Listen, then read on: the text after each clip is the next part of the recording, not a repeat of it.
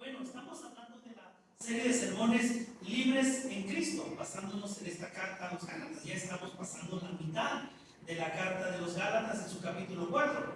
La semana pasada hablábamos solo como siendo un hijo menor de edad, no tenía todavía todos los derechos para tomar la herencia que le correspondía. Pero cuando ese hijo crecía y se convertía en un hombre mayor de edad, tenía todo el derecho de ser el heredero, no solo en términos legales, sino en términos de que él podía administrar esa herencia.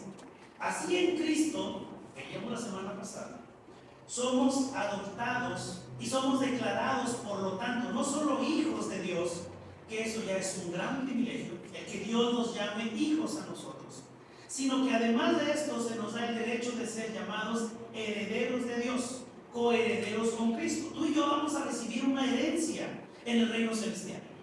Tú y yo vamos a recibir una herencia en las mansiones celestiales. Y vamos a ser coherederos con Cristo. Vamos a compartir con Cristo todo lo que Él tiene, todo lo que es Él nos lo comparte a nosotros. El pasaje de hoy en Gálatas capítulo 4, versículos del 8 al 20, nos muestra el corazón de Pablo. Un hombre, un apóstol que está preocupado sinceramente por sus hermanos en Galacia.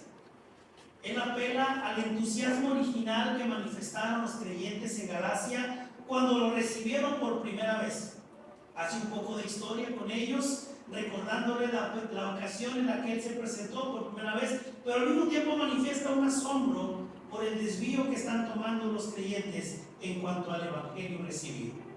Esta es una sección donde el apóstol Pablo expresa su profunda preocupación y la angustia que hay en el corazón de este hombre que ama a los creyentes, ama a los hermanos en Galacia, tratando de que no regresen a una esclavitud legalista, a pesar de haber experimentado ya la libertad en Cristo. En primer lugar, entonces, podemos encontrar en este pasaje, se nos advierte del peligro de volver a la esclavitud. Versículos del 8 al 11. Se presenta un contraste.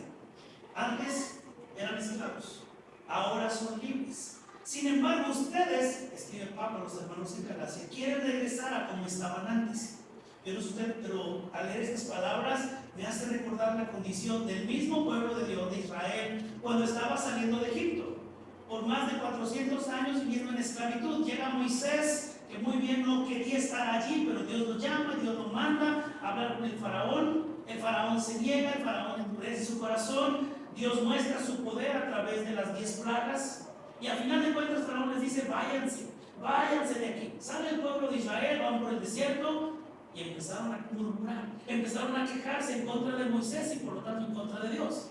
¿Por qué nos sacaste de Egipto? ¿Te acuerdas lo que comíamos allá? Comíamos gratis, es lo que dice el libro de Éxodo. Cuando ellos comenzaron a quejarse y a murmurar, comíamos gratis, decían los israelitas habiendo dejado Egipto. No se acordaban de la esclavitud, preferían regresar a Egipto y morir en Egipto que estar en el desierto en pos de la libertad rumbo a la tierra prometida. ¡Qué necedad! ¡Qué corazón tan endurecido! Podríamos pensar. ¿Sabes? Así también estamos nosotros hoy en día. ¿Cómo?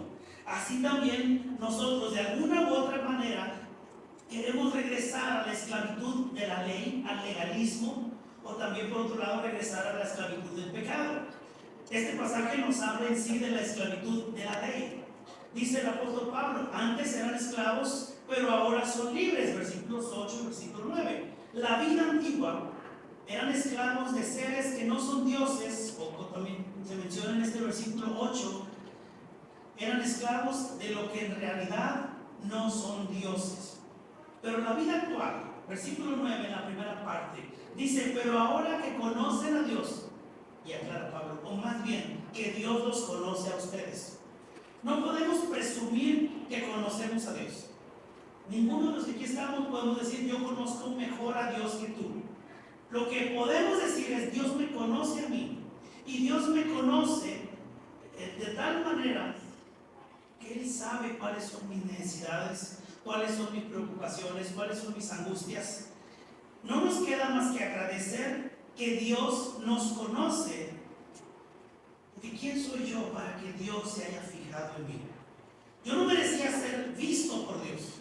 En los términos de salvación, yo no merecía ser amado por Dios, no merecía ser declarado justo por Dios, ni ser adoptado como hijo de Dios en su familia.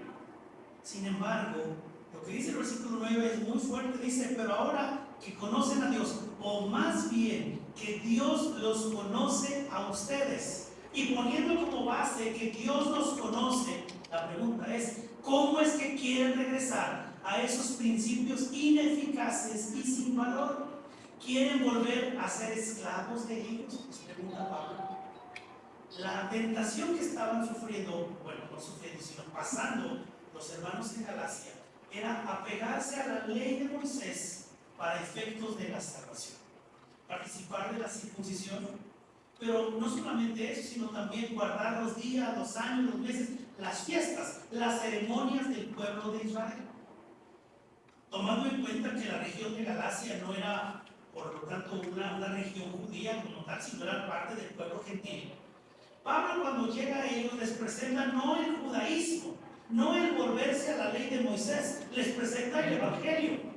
Cuando ellos abrazan el evangelio, conocen la libertad de lo que significaba no adorar a otros dioses paganos, no adorar a deidades falsas y ser libres en Cristo. Pero como empezaron a llegar otros falsos maestros, unos falsos maestros, y empezaron a seducirlos diciendo, ustedes tienen que guardar la ley de Moisés y todas las ceremonias del Antiguo Testamento para ser salvos. Se veía cierto atractivo en esa tentación. ¿Por qué? ¿Por qué se presentaba como atractivo el regresar al legalismo? Porque en nuestro corazón, amados hermanos, muchas veces es más fácil tratar de seguir un número de reglas y decir ya cumplí. En nuestro corazón es mucho más fácil decir ya fui a la iglesia, ya hice check. Ya leí la Biblia, sí leí 5 minutos. Ya oré, sí hice la oración en la mañana. Ok, ya cumplí Dios este día. Ya la pasé. Viví como cristiano. Ese no es el llamado de Dios a cumplir un checklist y decir, ya cumplí con este requisito de actividades. Eso es el legalismo. Esa es la manera en la cual el sistema al cual los creyentes en Galacia se estaban enfrentando, cumplir un cierto número de requisitos y entonces tranquilizar su conciencia, apaciguar su conciencia. Y sabes, tú y yo también nos vemos tentados a hacer algo similar, con un checklist en nuestro interior, y pensar que por haber leído la Biblia, por haber asistido a la iglesia, por haber ofrendado, por haber entregado las primicias o los diezmos al Señor, por haber hecho alguna actividad, ya lo hicimos, ya estamos del otro lado, ya somos salvos por eso. Y no, de ninguna manera. Porque la pregunta alarmante, la evidencia que encontramos en el versículo 9, en la segunda parte del versículo 11, es ¿por qué quieren volver a someterse a esos principios ineficaces y sin valor? Y termina Pablo en el versículo 9 preguntando, ¿quieren volver a ser esclavos? ¿Quién diría, sí quiero ser esclavo? Si ya eres libre, en términos de libertad en el primer siglo, un esclavo podía comprar su libertad si es que acaso el dinero le alcanzaba para eso, es decir, podía pagar su propio rescate. Por eso en la Escritura se habla mucho en términos de Cristo pagó nuestro rescate, porque éramos esclavos del pecado. Cristo pagó nuestra deuda, lo acabamos de cantar en su momento. En términos de esclavitud, una persona podía ser libre si él o alguien más lo compraba y entonces lo dejaba en libertad. Y le pregunta Pablo a los hermanos en Galacia, ¿quieren volver a ser esclavos? Y por supuesto que podríamos escuchar de la voz de todos, no queremos ser esclavos. ¿Quién quisiera vivir en la esclavitud? Sin embargo, había evidencia de que los creyentes estaban en un proceso, estaban retrocediendo. Versículo 10 él nos dice que los gálatas estaban observando, es decir, estaban guardando los días, los meses, las fechas, los años, estaban llevando a cabo cierta liturgia del pueblo judío cuando ellos no necesitaban, porque no era requerido por la ley, puesto que Cristo ya lo había cumplido. Estamos hablando de las fiestas ceremoniales, de la ley ceremonial.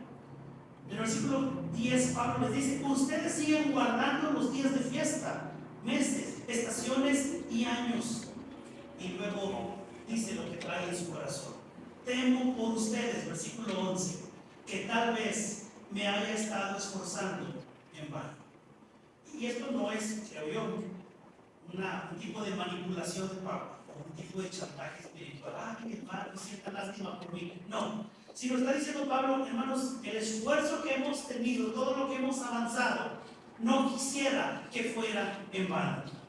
¿Por qué? Porque al final de cuentas Pablo se debía a ellos, a la iglesia, como el pastor, como el plantador de esta iglesia, como el responsable espiritualmente hablando delante de Dios por los creyentes que habían recibido bien el evangelio al principio, pero luego estaban tomando un desvío legalista. Se estaban yendo en pos de aquello que en sus corazones les daba paz y tranquilidad, porque ellos pueden decir: ya fui a la fiesta de la Pascua, ya celebré la fiesta de los tabernáculos, ya hice la oración, ya ofrecí el incienso, ya ofrecí mi sacrificio anual, ya cumplí, ya hice lo que la ley me pide.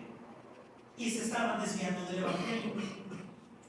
Recuerdo la historia que un maestro del seminario nos contó hace ya algunos años. Él tenía una mascota que era un cerdo, una cerdita. Y él, cuando llegaba de la escuela, la veía y decía: qué sucia está. Después de comer, después de sus tareas, salía y se ponía a lavar a bañar a su mascotita, a su cerdita. Y él estaba gustoso cuando la veía limpia. Se metía a la casa a hacer un quehacer, regresaba y no tardaba tanto cuando otra vez la cerdita estaba en el lodo y ya estaba otra vez sucia. Estaba ahí disfrutando de lo que era la suciedad. La bañaba cada vez que la veía sucia, pero no mucho tiempo después la cerdita volvía al lodo para ensuciarse.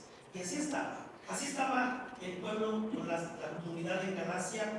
Vaya esta comparación, pero estaba regresando a la ley, estaba regresando a la esclavitud de la ley.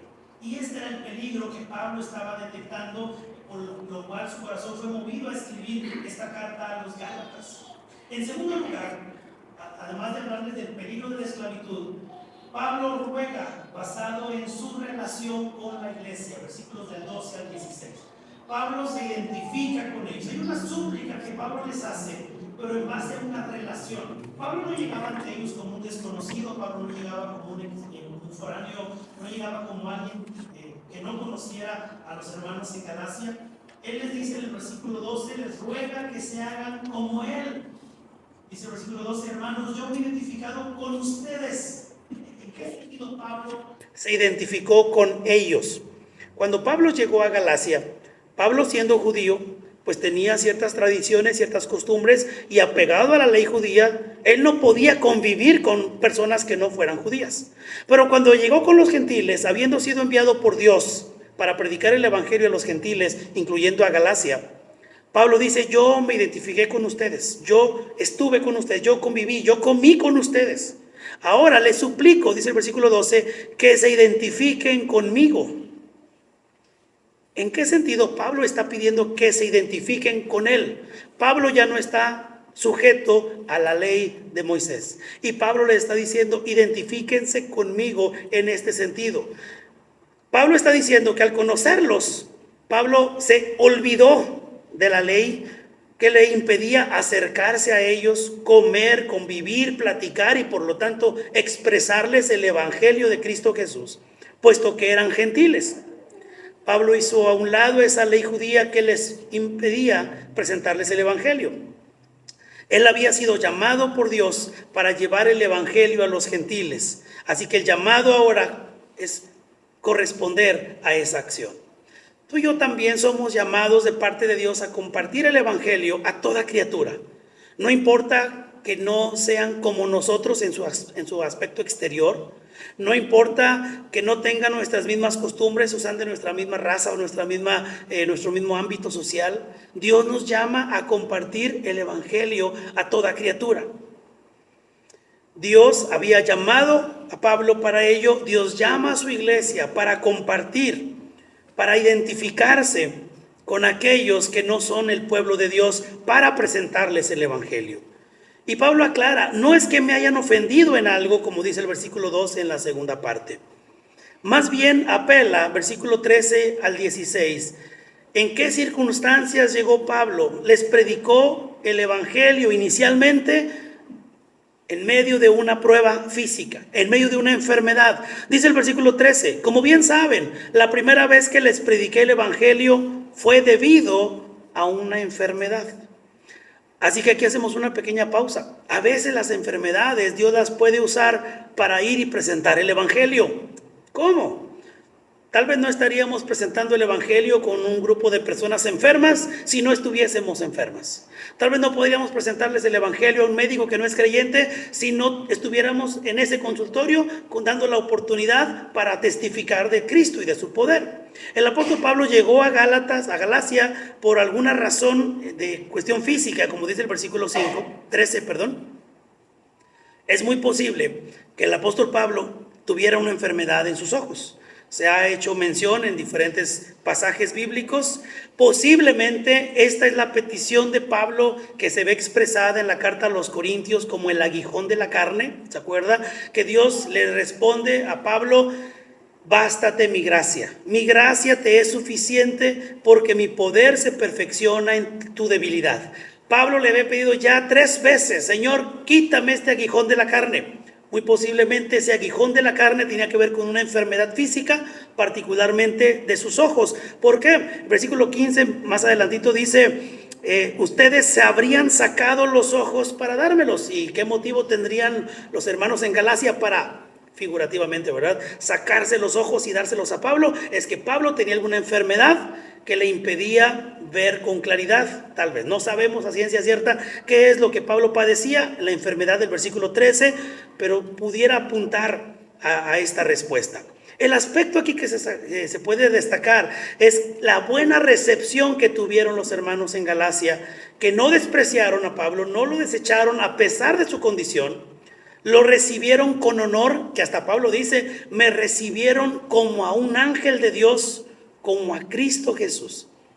Nos hace ver la hospitalidad que había y la hospitalidad que podemos llevar a cabo entre nosotros, amados hermanos, de tal manera que a pesar de las limitantes físicas de una persona, los demás pudiéramos recibirle, los demás pudiéramos cobijarle, los demás pudiéramos ayudarle, de tal manera que esta expresión que encontramos aquí en el versículo 14, aunque esta fue una prueba para ustedes, no me trataron con desprecio ni desdén. Al contrario, me recibieron como a un ángel de Dios, como si se tratara de Cristo Jesús. Y ojo, no es que los hermanos en Galacia estaban tratando de ganarse la salvación haciendo buenas obras, recibiendo a Pablo. Al contrario, cuando ellos recibieron el evangelio, pudieron poner en práctica el amor y el servicio cristiano. Y eso es a lo que Pablo está apelando en esta porción de la carta, diciendo, versículo 15, ¿qué pasó con todo ese entusiasmo? ¿Qué pasó con aquel primer amor? Y tal vez el Señor tiene esta misma pregunta a nuestros corazones el día de hoy. Tal vez el Señor puede estar preguntando y tocando a nuestro corazón y diciendo: ¿qué pasó con todo ese entusiasmo cuando creíste en Cristo por primera vez? Cuando creíste y abrazaste el evangelio por primera vez. Porque tal vez en un principio, amados hermanos, cuando Dios nos restaura, cuando Dios nos saca de un mundo donde no estábamos con Cristo, sabemos cómo vivíamos, qué tan mal estaba nuestra condición espiritual. Y cuando conocimos a Cristo, cuando fuimos traídos a los pies de Cristo, notamos un cambio en nuestra vida. Notamos un gozo, notamos una paz, notamos un amor inigualable. Y tal vez con el paso del tiempo nos fuimos acostumbrando a ese estado de bienestar, a ese estado de paz, a ese estado de bienaventuranza, que no valoramos de dónde el Señor nos sacó. Y el Señor puede preguntarnos, como lo hizo también en las cartas, en una de las cartas de Apocalipsis, cuando el Señor Jesucristo reprende a las iglesias y a una de ellas le pregunta: ¿has dejado tu primer amor? El Señor le está diciendo y nos dice a nosotros: ¿qué pasó con todo ese entusiasmo, con todo ese gozo? Muchas veces la pérdida del entusiasmo, la pérdida del gozo no depende de Dios, o sea, como que Dios nos quitara ese gozo, sino que nosotros lo vamos perdiendo poco a poco porque ya no encontramos esa satisfacción en Cristo que teníamos en un principio. Los hermanos estaban dispuestos a darlo todo por Pablo, y entonces Pablo, apelando a ese sentir de la iglesia, dice: ¿dónde está? ¿Qué pasó con todo ese entusiasmo? Al contrario, hubo un cambio de percepción. El versículo 16, el apóstol Pablo dice: y ahora resulta que por decirles la verdad me he vuelto su enemigo. Estas palabras me hicieron reflexionar un tanto en el cuidado pastoral. Usted me llama pastor y yo le he dicho desde los últimos 7 años y casi 7 y medio que estamos juntos en esta relación de pastor e iglesia. Yo le he dicho que no me diga pastor como un apodo, el pastor, ¿verdad? Como un apodo, sino como un título, como que reconoce realmente lo que significa, versículo 16, que se le diga la verdad. ¿En qué sentido? Hace unos días platicábamos con uno de sus hermanos en la fe y comentaba cómo el trabajo pastoral o el trabajo de la iglesia es como ir a un gimnasio, es como ir a entrenar a un gimnasio. Si usted va a un gimnasio y está usted haciendo cierto movimiento y el entrenador lo ve y dice: ese movimiento no está bien hecho, te vas a lastimar el brazo, la espalda o la pierna, ¿verdad? ¿Qué hace el entrenador? No se burla de ti, no dice: no sabes hacer el ejercicio correctamente. No te ridiculiza frente a los demás.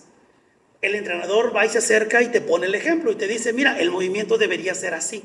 Y comienza a moldear ese movimiento para que tú lo imites. Es necesaria una corrección o una explicación para hacer correctamente el ejercicio. No deberíamos sentirnos ofendidos o juzgados por el entrenador, porque está viendo que si queremos mejorar, que si queremos avanzar, y por eso estamos yendo al gimnasio.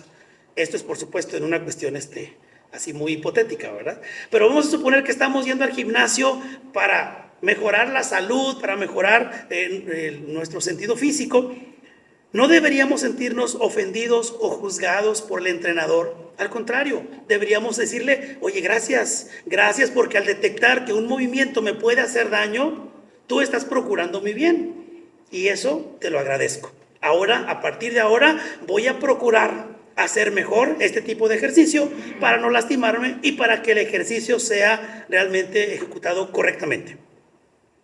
¿Qué tal con el cuidado pastoral? ¿Qué tal con el cuidado entre nosotros? Cuando alguien nos hace ver nuestra falta, nuestro pecado, y no hablamos de una falta en el sentido de un error: me equivoqué diciendo que 2 más 2 eran 5, perdón, me equivoqué. No, cuando hablamos de un pecado, cuando hablamos de algo que no le da gloria a Dios, y alguien viene y nos lo hace ver, ¿cómo reaccionamos? Inmediatamente pensamos: ¿y quién es él para decirme? ¿A poco fuera perfecto o perfecta? ¿Es el santo o es la santa para que venga y me diga? Inmediatamente comenzamos a tomar actitudes de este tipo.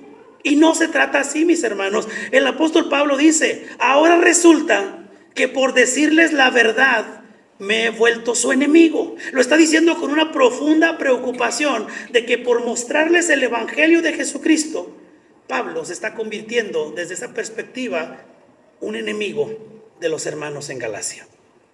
Está apelando a ese cuidado pastoral, a ese cuidado de una persona que está interesada en el crecimiento espiritual sano de una iglesia, de la iglesia en Galacia.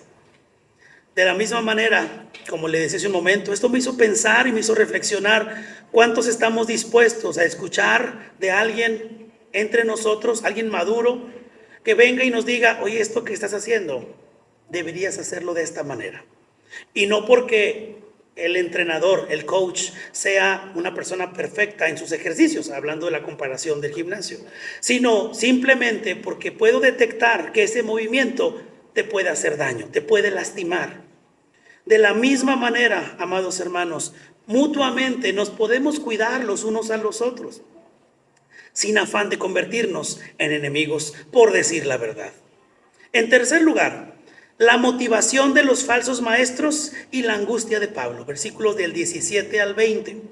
Había una motivación incorrecta de aquellos judaizantes, de los oponentes a Pablo, versículos 17 al 18. Se nos habla de los celos, del celo que tenían, pero era un celo dañino, era un celo que tenían los que los perseguían, los judaizantes, pero no con buenas intenciones. Dice el versículo 17: estos que muestran mucho interés por ganárselos a ustedes no abrigan buenas intenciones. Lo que quieren es alejarlos de nosotros para que ustedes se entreguen a ellos.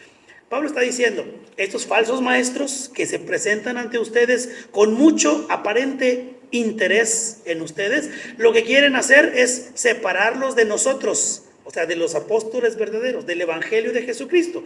Lo que estaban haciendo los falsos maestros era como sembrando cizaña, diciendo, y ustedes deberían, no le hagan caso a Pablo. Pablo antes perseguía a la iglesia y mira lo que anda haciendo. No sé, tantas cosas que pudieron haber sembrado en el corazón de los hermanos, de tal forma que ese interés por ganarse a los creyentes en Galacia, dice Pablo, no tienen buenas intenciones. El propósito era apartarlos del evangelio de la gracia. Y yo estoy seguro que si hoy en día platicamos con muchos hermanos en la fe, pudiéramos estar de acuerdo en que somos salvos por gracia. Pero cuando entendemos realmente lo que significa gracia, gracia, un favor que no merecemos. Gracia significa no puedo añadirle algo a la obra de Cristo. Gracia significa que lo que Él hizo por mí es lo que me da la salvación. Gracia, entendiendo el significado completo de lo que en el siglo XVI, la reforma de la iglesia protestante en el siglo XVI, se reentendió, se volvió a entender las escrituras de que somos salvos por pura gracia, por solo la fe, no por las obras, sino por la fe. Cuando abrazamos realmente este principio, muchos nos van a señalar y van a decir que somos herejes. ¿Sabe por qué? Porque al ser humano le gusta añadirle algo. Al ser humano le gusta hacerse sentir bien a sí mismo diciendo, ya cumplí. Eso le pega a nuestro orgullo, diciendo, tú no puedes cumplir. La gracia nos muestra que Cristo ya cumplió por nosotros, que somos libres de cumplir con la ley, que ya no somos esclavos de la ley, que ahora tenemos libertad en Cristo.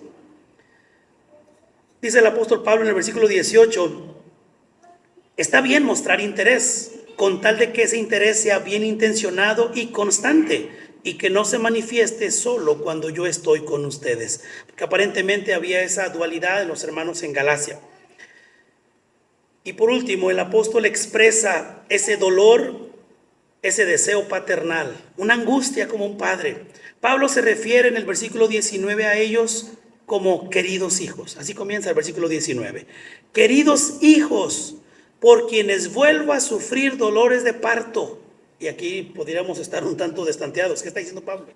Pablo no sabe lo que significan los dolores de parto, ¿verdad? No había forma de que Pablo supiera esto. No había manera. Pero sin lugar a dudas, tú y yo, yo como hombre puedo imaginar a lo mejor una muy pequeña parte de lo que significa un dolor de parto. Puedo imaginar. El apóstol Pablo dice, queridos hijos, estoy sufriendo por ustedes, como una mujer sufre cuando va a dar a luz por los dolores del parto. Es lo que está diciendo el apóstol Pablo. Hasta que Cristo sea formado en ustedes. El sufrimiento que tiene Pablo en su corazón, la angustia que tiene Pablo por los hermanos en Galacia, es tan grande que se expresa en estos términos. Pero ¿cuál es el propósito de todo sufrimiento? La meta es que Cristo sea formado en ustedes. Y esa, mis amados hermanos, esa es mi meta. Que Cristo Jesús sea formado en sus corazones. Si le va bien en el trabajo, gloria a Dios. Si está bien de salud, gloria a Dios. Si le va bien en la economía, si le va bien con sus hijos, con el esposo, con la esposa, gloria a Dios. Pero que Cristo sea formado en ustedes, esa es mi meta. Que el corazón de Cristo se vea reflejado en la unidad de la iglesia, en el compromiso de la iglesia, en la madurez de la iglesia. Es la expresión del apóstol Pablo que quiero repetir a ustedes como iglesia, hasta que Cristo sea formado en ustedes. ¿Y cuándo llegará eso? Bueno, hasta que el Señor venga o hasta que el Señor nos llame a su presencia. Es decir, no le podemos poner una fecha y decir, bueno, de aquí a 5 años más estoy seguro y le garantizo que Cristo estará formado en todos sus corazones. No es posible garantizarlo.